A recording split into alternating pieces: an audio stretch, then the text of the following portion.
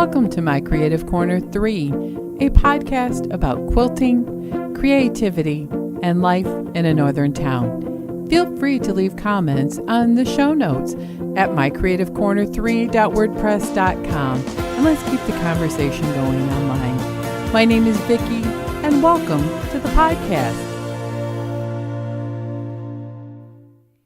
Welcome to the August 23rd edition of My Creative Corner 3.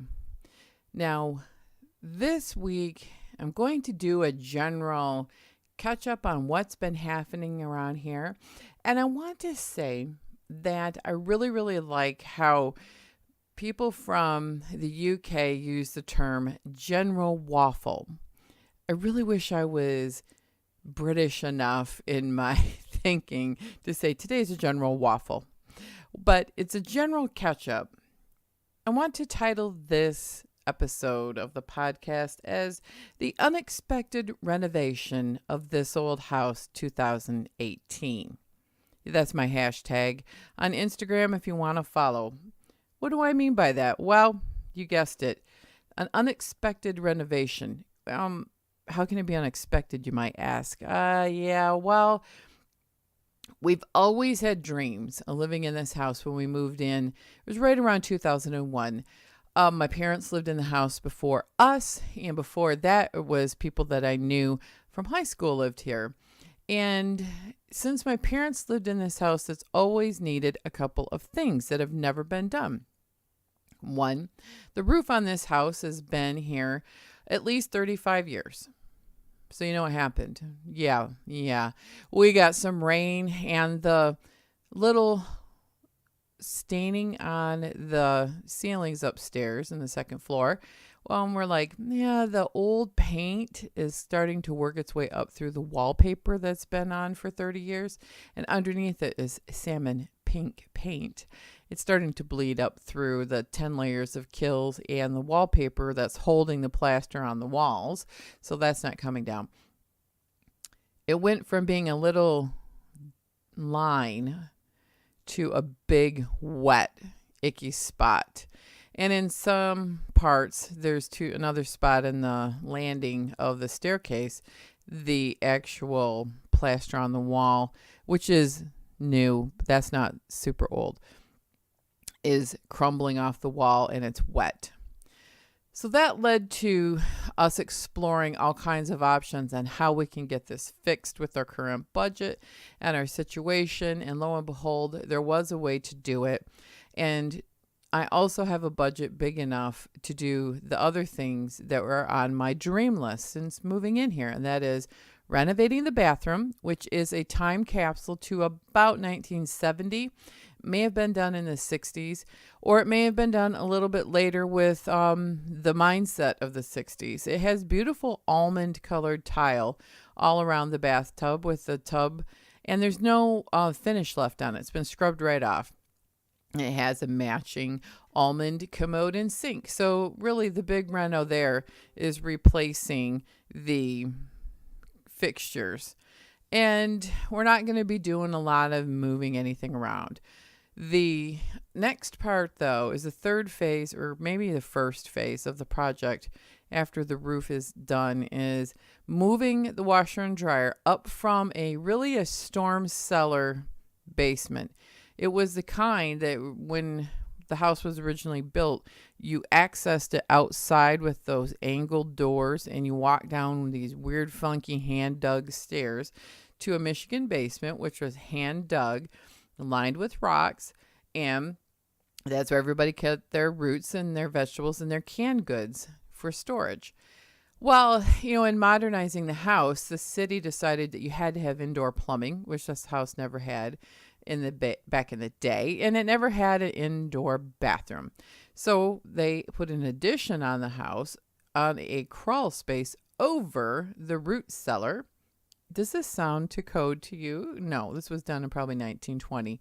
And the bathroom is a weird little add-on and a big kitchen. So to get to any of the plumbing, you have to go in the crawl space of the house. And the plumbing is really not designed for modern living with a dishwasher a garbage disposal and high flow water system in the bathroom will be replaced with water conserving things.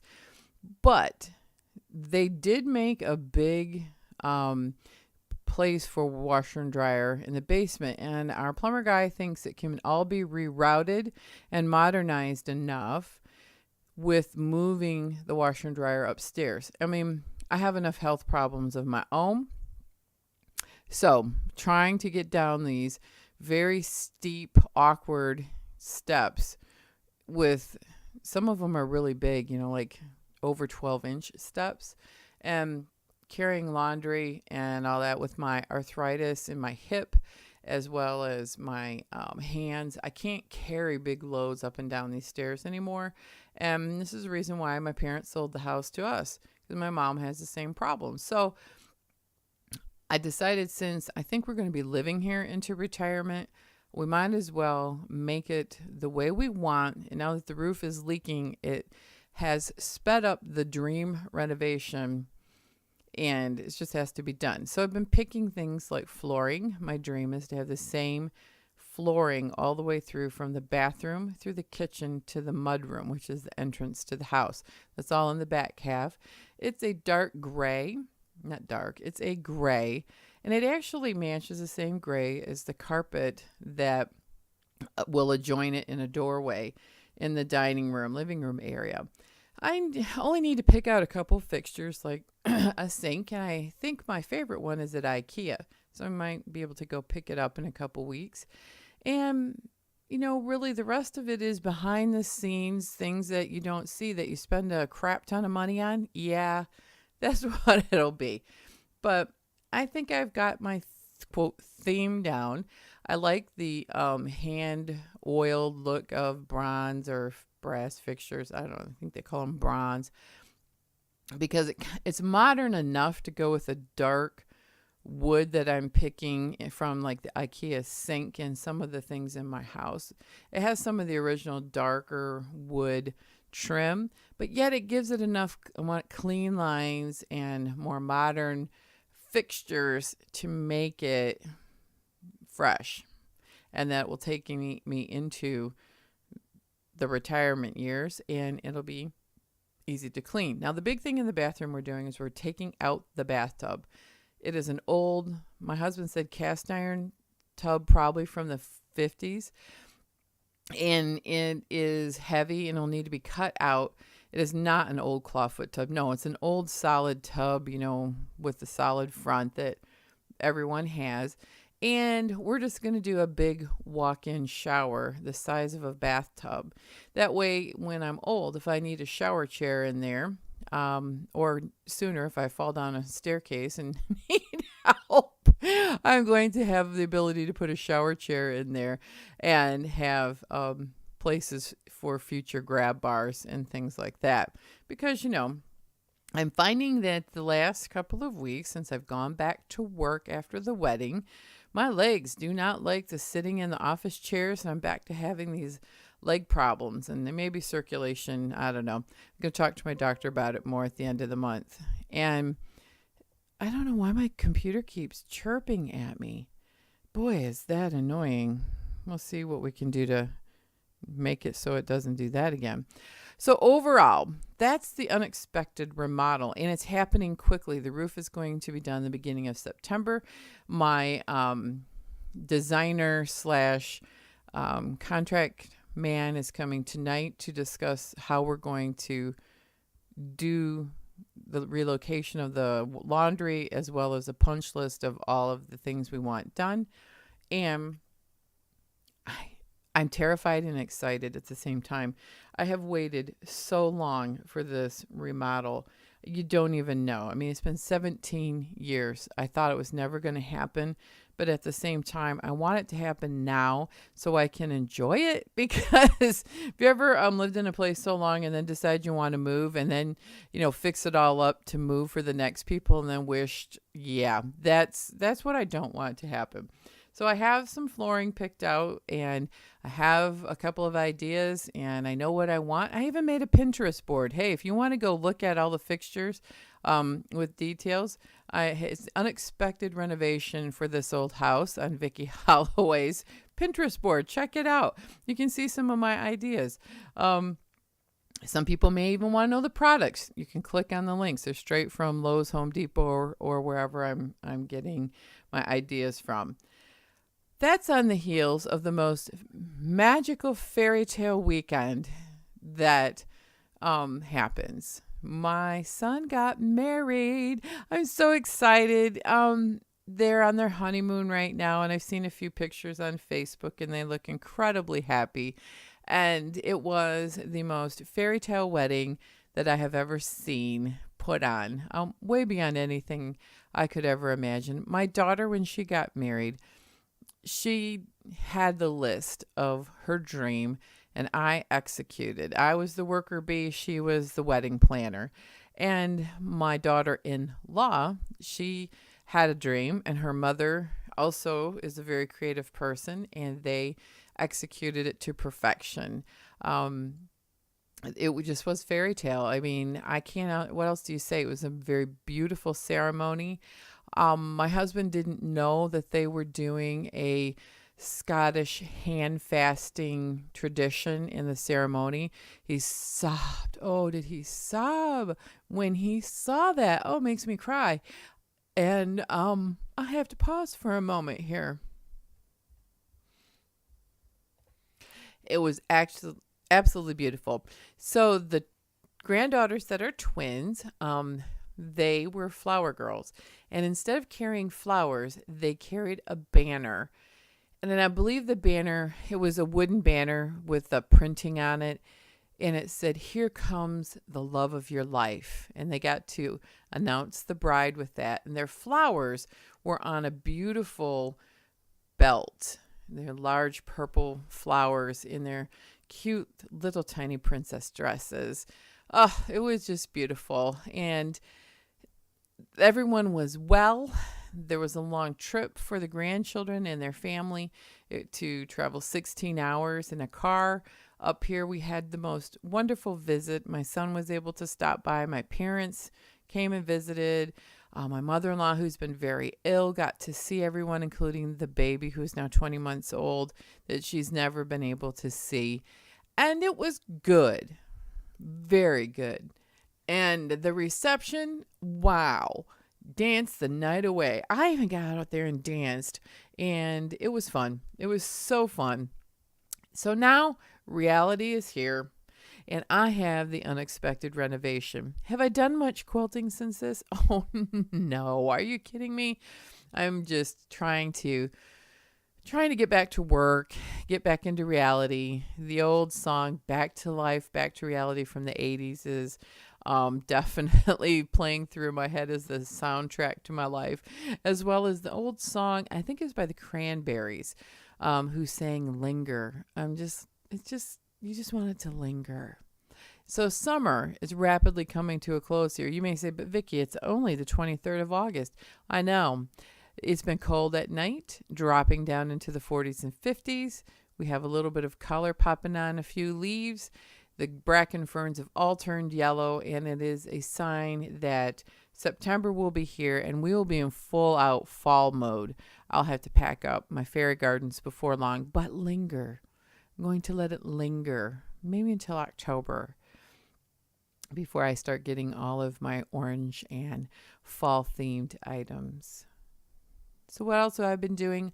I haven't been doing much quilting, but I have sewn a few blocks. I have 4 blocks of my Michael Miller fabric, Sarah Jane's Peter Pan quilt. I'm almost done. It's an economy block, and it's really, really cute.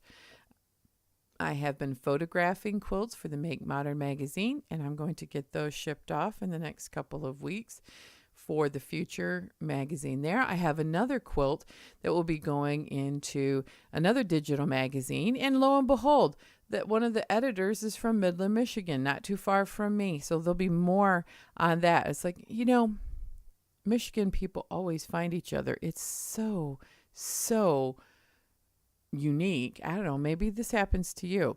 Do you always find people from where you're from? It's like we must attract each other. It's So that is what I'm working on. I'm also working on ideas in the background for the first Our Creative Souls zine. I still want to get this zine done, probably in time for some point in October with fall themed items.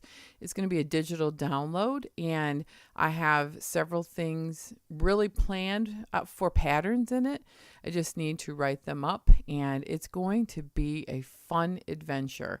I decided I need more adventure in my crafting. I don't want to keep making things for the sake of making them without purpose and without sharing, because I wind up sharing this all on social media.